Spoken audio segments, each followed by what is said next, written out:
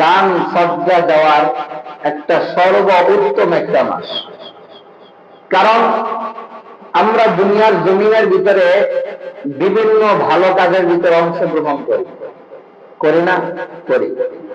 কিন্তু রমজান মাসের ভিতরে একটা ভালো কাজ করলে আল্লাহ রাসূল হাদিসের ভিতরে বলেন, যদি রমজান মাসের ভিতরে কোনো বান্দা একটা নফল ইবাদত করে, ওই বান্দার আমল নামার ভিতরে একটা ফরজের সওয়াব তার আমল নামায় লেখা দেওয়া। সুবহানাল্লাহ। কারণ কি? যে রমজান মাস, এই কারণ। আর যদি একটা ফরজ ইবাদত আদায় করে, পালন করে, তাহলে ওই বান্দার আমল নামার ভিতরে আল্লাহ তাআলা ৭০টা ফরজের সওয়াব তার আমল নামায় দান করেন। সুবহানাল্লাহ। ঠিক তদ্রুপভাবে বান্দা দুনিয়ার জমিনের ভিতরে রমজান মাসে যদি ১ টাকা আল্লাহর রাস্তায় দান করে, তাহলে সূরাতুল বাকারার 261 নম্বর আয়াতের ভিতরে বলেন, মাসালুল লাযীনা ইউনফিকুনা আমওয়ালাহুম ফী সাবিলিল্লাহি কামাসালি হাব্বাহ। আল্লাহ তাআলা বলেন, ও দুনিয়ার জমিনের বসবাসকারীরা শোনো, আমি আল্লাহ তাআলা যে সম্পদ তোমাদেরকে দান করেছি, ওই সম্পদ থেকে তোমরা যখন আমি আল্লাহ তাআলার রাস্তায় পথে ব্যয় করবা, ব্যয় করার কারণে আমি আল্লাহ তাআলা তোমাদেরকে এমন মূল্যবান একটা পুরস্কার দান করব, এমন মোটা অঙ্কের একটা সওয়াব দান করব। আল্লাহ তাআলা বলেন, আমবাতাস সাবা সানাবিলা ফি কুল্লি সুমবুলাতিন মিআতা হাব্বা। যদি মনে করো একটা শস্য দানা থেকে 7টা শস্য বের হয়, একটা দানা থেকে যদি 7টা শস্য বের হয়, আর এই 7টা শস্যের ভিতরে প্রতিটা শস্য যদি 100 করে দানা থাকে, তাহলে 700 দানা হয়। অর্থাৎ আমি আল্লাহ তাআলা, তোমরা যদি 1 টাকা আমি আল্লাহর রাস্তায় ব্যয় করো, তাহলে আমি আল্লাহ তাআলা তোমাদেরকে 700 টাকা ব্যয় করার সওয়াব তোমাদের আমল নামার ভিতরে দান করব। শুধু এইখানে শান্ত নয়, আল্লাহ তাআলা অপর অংশের ভিতরে বলতেছেন, ওয়াল্লাহু ইউদাইফু লিমান ইয়াশা ওয়াল্লাহু ওয়াসিউন আলীম। শুধু এই 700 দান করে আমি আল্লাহ তাআলা ক্ষান্ত নয়, আমি আল্লাহ তাআলা যত মনে চাবে ততই তোমাদেরকে দান করব। অর্থাৎ আমি আল্লাহ তাআলা যে সম্পদ তোমাদেরকে দিয়েছি, ওই সম্পদ থেকে তোমরা আমি আল্লাহ তাআলার রাস্তায় খরচ করো। কিন্তু দুনিয়ার জমিনের মানুষ আজকে উল্টোটা করে। উল্টো মানুষ মনে করে আজকে সুদে টাকা লাগাইলে আমার টাকাটা বৃদ্ধি হচ্ছে।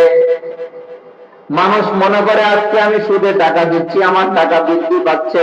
কিন্তু আমার আল্লাহ তাআলা চমৎকার ভাবে সূরাতুর রুমের 39 নম্বর আয়াতের ভিতরে আমার আল্লাহ তাআলা জানায়া দেন, ওয়া মা আতাইতুম মির রিবাল ইয়ারবু ফি আমওয়ালিন নাস। দুনিয়ার মানুষ মনে করে সুদের দ্বারা তার মাল সম্পদ বৃদ্ধি পায়। দুনিয়ার মানুষ তো এটাই মনে করে যে মানুষ একজন আরেকজনকে যখন সুদ দেয় 1000, 100 টাকা, 10 টাকা, মানুষ মনে করে তার এই টাকা দিয়ে আরো টাকা আসতেছে। কিন্তু আল্লাহ তাআলা বলেন, না না বান্দা, না, তোমার এই টাকার মাধ্যমে কোনো টাকা আসতেছে না, উল্টো আরো এই টাকার পরিবর্তে আরো লক্ষ লক্ষ টাকা তোমার অন্য দিক দিয়ে চলে যাচ্ছে। আল্লাহ তাআলা বলেন, ওয়ামা আতাইতুম মির রিবাল ইয়ারবু ফি আমওয়ালিন নাস ফালা ইয়ারবু ইনদাল্লাহ ওয়ামা আতাইতুম মিন যাকাতিন তুরিদুনা ওয়াজহুল্লাহ ফাউলাইকা হুমুল মুদআফুন। আল্লাহ তাআলা বলেন, তোমরা যে সুদ দাও এই সুদটা বৃদ্ধি পায় তোমরা মনে করো, কিন্তু আমি আল্লাহ তাআলা বলি, না না, ওই সুদটা বৃদ্ধি পায় না, ওই সুদটা কমে যায়। আর আমি আল্লাহর রাস্তায় যে টাকাটা তোমরা দান করো, মনে করো এই দানটা আমার বিফলে গেল, এই টাকাটা আমার কমে গেল সম্পদ থেকে। কিন্তু আমি আল্লাহ তাআলা বলি, না, এই যে তুমি আমি আল্লাহর রাস্তায় দান করছো, আমি আল্লাহর পথে ব্যয় করলাম, এই টাকাটাই তোমার আখিরাতের সঞ্চয়। অর্থাৎ মানুষ দুনিয়ার ভিতরে মনে করে সুদ দিলে আমার টাকা বৃদ্ধি হয়, কিন্তু না, আল্লাহ বলে সুদ দিলে টাকা কমে, আর আমি আল্লাহর রাস্তায় ব্যয় করলেই টাকা বাড়তে থাকে। সুবহানাল্লাহ। যদি তুমি পারো একটা কোরমা খেজুর আল্লাহর রাস্তায় দান করবা, কিন্তু দিলে দিলে ইয়াকিন, বিশ্বাস, নিয়ত সহি লাগবে, বিশ্বাস, খাঁটি বিশ্বাস লাগবে।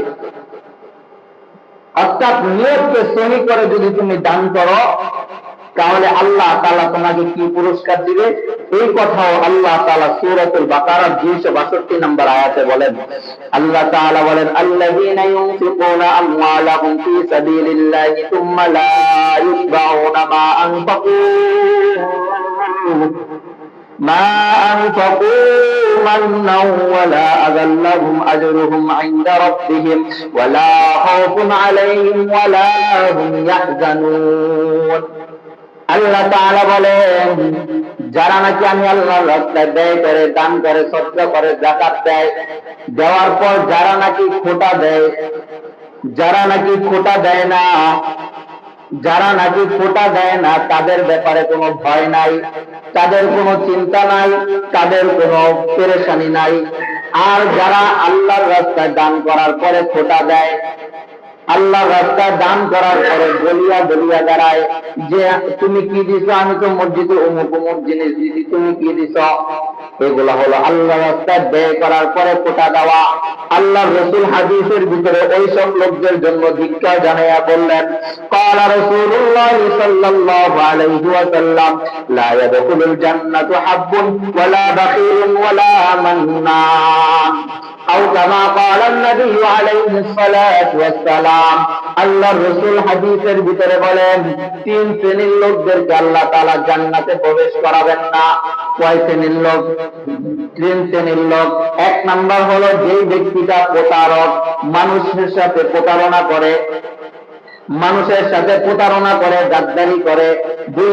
দুই নাম্বার লোক হলো যেই ব্যক্তিটা কৃপণতা করে, দিনের কাজে হোক দুনিয়াবি কাজে হোক কৃপণতা করে।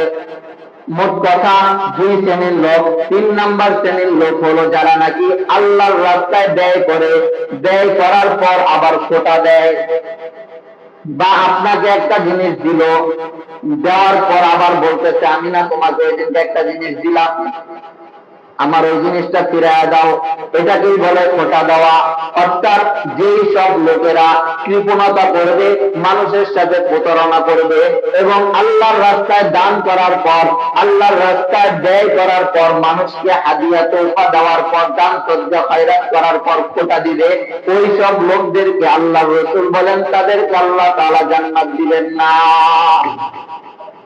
অতএব এই তিন শ্রেণীর লোক থেকে আমাদের বেঁচে থাকা উচিত। আমরা প্রতারণাও করব না, কৃপণতাও করব না, দান খয়রাত করার পরে খোটাও দিব না। পারবো তো ইনশাআল্লাহ। আর আল্লাহর রাস্তায় দান করলে 170, আর আল্লাহ তাআলা বলেন 700, এবং পরের অংশে বলতেছেন যে কোন হিসাব নাই, আমার যতটুকু মনে চাবে আমি ততটুকুই দান করব। সুবহানাল্লাহ। এই গেল ভাই দান খয়রাত। এখন আমাদের কি অবস্থা? এই যে রমজান মাস যাচ্ছে, রমজান মাস যাচ্ছে, আমি ভালো মন্দ খাইতেছি, আমার প্রতিবেশী একজন চলতে পারতেছে না, এক বেলা খাইলে দুই বেলা খাইতে পারে না, নুন আনতে পান্তা পুরায়, আমরা তাদেরকে দেখি না। অথচ সমাজের কর্তব্য, সমাজের প্রতিবেশীর দায়িত্ব ছিল এটা যে আমি যা খাইতেছি আমার প্রতিবেশীও যত অতটুকু খাইতে পারে ওই ব্যবস্থা করে দেওয়া। কিন্তু আজকে সমাজ এমন একটা পর্যায়ে দাঁড়িয়েছে যে নিজে ভালো চলতেই থাকি, পিছনে বা সামনে ডানে বামে কি কে অবস্থায় আছে এটা আমাদের পরোয়া নাই। যদি আজকে এটা পরোয়া থাকতো, তাহলে প্রতিটা সমাজের ভিতর থেকে যদি 10 জন যাকাত দেনেওয়ালা লোক থাকতো, সবাই যদি এরকম 10 জন লোক যদি 10 জন অসহায়কে বেছে বেছে যাকাত দিয়ে দিত, তাহলে সমাজ থেকে বেকারত্বের জীবন এবং অসহায়ত্বের জীবন কমে যেত। কথা বলেন ঠিক কিনা? কিন্তু আফসোস, জাকাত যদি হয় 1 লক্ষ টাকা, 50,000 টাকার ভিতরে সে জাকাত দিয়ে শেষ করে দেয়। অথচ আল্লাহ তাআলা বলতেছেন, না বান্দা না, এই জাকাতটা তোমার টাকা না, এটা হলো গরিবের হক। তুমি যদি মানুষের হক মেরে খেয়ে থাকো, কাল কিয়ামতের ময়দানে তোমার জবাবদিহি করতে হবে। কিরকম জবাবদিহি? হাদিসের কিতাবের ভিতরে আসছে, উহুদ পাহাড় পরিমাণ সওয়াব নিয়ে যখন বান্দা দাঁড়াবে, তখন আল্লাহ তাআলা বলবে, এত সওয়াব কোথা থেকে অর্জন করলা? তখন বান্দা বলবে, আল্লাহ তোমার ইবাদত করে এত সওয়াব নিয়ে আসছি। তখন আল্লাহ তাআলা বলবে, বান্দা যাও তাহলে জান্নাতে চলে যাও। জান্নাতে যাওয়ার সময় পিছন থেকে লোকটাকে পিছন থেকে ধরে ফেলবে আর বলবে, আমাদের হকগুলো দিয়ে যাও, কারণ দুনিয়ার জমিনে আমাদের হক মেরে খেয়েছিলাম। তখন আল্লাহ তাআলা আসামির কাজ করা ওই ব্যক্তিকে দাঁড়া করিয়ে বলবে, এখন তাদের প্রাপ্যগুলো দিয়ে দাও। তো সেই রকম দিতে থাকবে, এক পর্যায়ে দিতে দিতে তার উহুদ পাহাড় পরিমাণ সওয়াব সব শেষ হয়ে যাবে। এরপরে যখন আরো লোকজন বাকি থাকবে, তখন ওই ব্যক্তিকে বলবে, এখন তো আর তোমার সওয়াব নাই, তুমি এখন কি দিবা? আল্লাহ তাআলা বলবে, তোমাদের গুনাহগুলো তার কাঁধে দিয়ে যাও, দিয়ে তোমরা বেহিসাব তোমরা জান্নাতে চলে যাও। তাহলে দেখেন ভাই, উহুদ পাহাড় পরিমাণ সওয়াব নিয়ে লাভ হলো কি, যদি মানুষের হক আমার কাছে থেকে থাকে? কোনো লাভ নাই। এই জন্য ভাই, মানুষের হক মেরে খাবো না। হকুল ইবাদ, আল্লাহ তাআলা হক আল্লাহ তাআলা মাফ করে দিবেন মন চাইলে, কিন্তু হকুল বান্দা যেটা, বান্দার হক যেটা, এটা আল্লাহ তাআলা মাফ করবে না, বান্দা যতক্ষণ না মাফ করবে। এই জন্য খুব সতর্ক, বান্দার হকের ক্ষেত্রে খুব সতর্ক। আপনি এক ওয়াক্ত নামাজ পড়তেছেন না, আল্লাহর কাছে কান্নাকাটি করে মাফ চান, আল্লাহ মাফ করে দিবেন। কিফিলের মতো লোককে যদি আল্লাহ মাফ করতে পারে, বনি ইসরাইলের মুসা আলাইহিস সালামের যুগের এক পাপিষ্ঠকে যদি আল্লাহ তাআলা মাফ করে দিতে পারে জায়গায়, তাহলে আপনি আর আমি তো তাদের মতন গুনাহ করি নাই।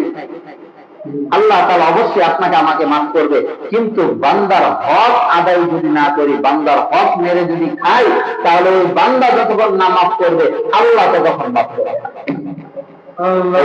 বান্দার হক খুব সেন্সিটিভ একটা জিনিস, এই জন্য বান্দার হক মেরে না খাওয়া।